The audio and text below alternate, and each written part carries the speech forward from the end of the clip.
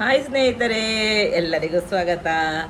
ಇವತ್ತು ಸಂಜೆದ ತಿಂಡಿ ಅಮ್ಮನ ಸ್ಪೆಷಲ್ ಗೋಳಿ ಬಜ್ಜಿ. ಗೋಳಿ ಬಜ್ಜಿ ಮಾಡ್ತಾ ಇದ್ದಾರೆ. ಈಗ ಮೊಸರು ಹಾಕಿದ್ದಾರೆ, ಇದಕ್ಕೆ ಉಪ್ಪು ಹಾಕ್ತಾ ಇದ್ದಾರೆ. ಈಗ ರುಚಿಗೆ ತಕ್ಕಷ್ಟು ಉಪ್ಪು ಮಿಕ್ಸ್ ಮಾಡ್ತಾ ಇದ್ದಾರೆ. ಕೈಯಲ್ಲಿಯೇ ಚಂದ ಮಿಕ್ಸ್ ಮಾಡಬೇಕು. ಸ್ವಲ್ಪ ಸಕ್ಕರೆ ಹಾಕಿದ್ರು, ಒಂದು 2 ಸ್ಪೂನ್ನಷ್ಟು ಹಾಕಿದ್ದಾರೆ. ಚಂದ ಮಿಕ್ಸ್ ಮಾಡ್ತಿದ್ದಾರೆ. ಕಿಲೋದಷ್ಟು ಮೈದಾ ಹಿಟ್ಟು, ಅದನ್ನು ಚಂದ ಮಿಕ್ಸ್ ಮಾಡ್ತಿದ್ದಾರೆ. ಕೌಂಟಿನಷ್ಟು ದೋಸೆ ಹಿಟ್ಟು, ಅದು ಸ್ವಲ್ಪ ನಿನ್ನೆದು ದೋಸೆ ಹಿಟ್ಟು ನಾವು ಫ್ರಿಜ್ಜಲ್ಲಿ ತೆಗೆದಿಟ್ಟಿದ್ದೆ. ಚಂದ ಮಿಕ್ಸ್ ಮಾಡ್ತಿದ್ದಾರೆ.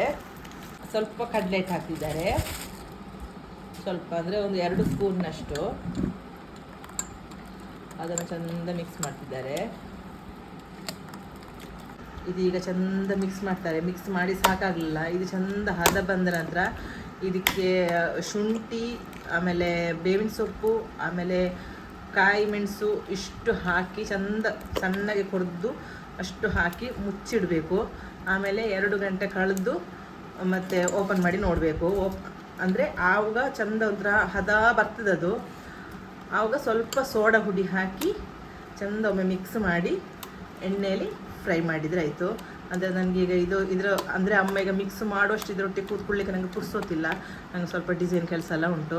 ಹಾಗೆ ನಾನೀಗ ಹೋಗ್ತಾ ಇದ್ದೇನೆ. ಮತ್ತು ಅಮ್ಮನಿಗೆ ಇಲ್ಲಿ ವೀಡಿಯೋ ತೆಗಿಲಿಕ್ಕೆ ಯಾರಿಲ್ಲ, ಹಾಗೆ ನಾನು ಇಷ್ಟೇ ನಿಮಗೆ ತೋರಿಸೋದು. ಇನ್ನು ಮತ್ತೆ ಫ್ರೈ ಮಾಡುವಾಗ ತೋರಿಸ್ತೇನೆ. ಒಳ್ಳೆ ಒಂದು ಪಾಕ ಬಂದಿದೆ ಇದೀಗ ಇನ್ನು ಎಣ್ಣೆಯಲ್ಲಿ ಬಿಟ್ಟು ಫ್ರೈ ಮಾಡೋದು.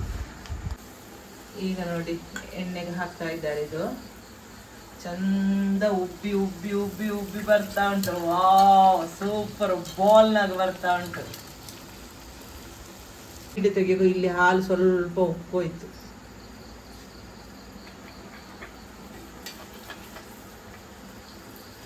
ಈಗ ಸ್ವಲ್ಪ ಅಂದ್ರೆ ಒಂದು ಗೋಲ್ಡನ್ ಕಲರ್ ಬರುವಾಗ ಅದೀಗ ಸ್ವಲ್ಪ ಮಂಚಿ ಹಾಕ್ತಾ ಇದ್ದಾರೆ. ಮಂಚಿ ಅದು ಹಾಕ್ಬೇಕಿಲ್ಲ, ಅದೇ ರೊಟೇಟ್ ಆಗ್ತದೆ, ಅಷ್ಟು ಉಬ್ಬಿದೆ ಅದು.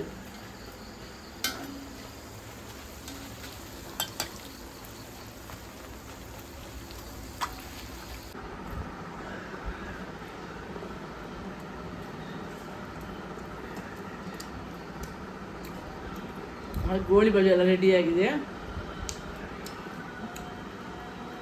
ಒಳ್ಳೆ ಸ್ಮೂತ್ ಗೋಳಿ ಬಜ್ಜಿ, ಸೂಪರ್ ಉಂಟು. ಬಾಯ್ ಬಾಯ್.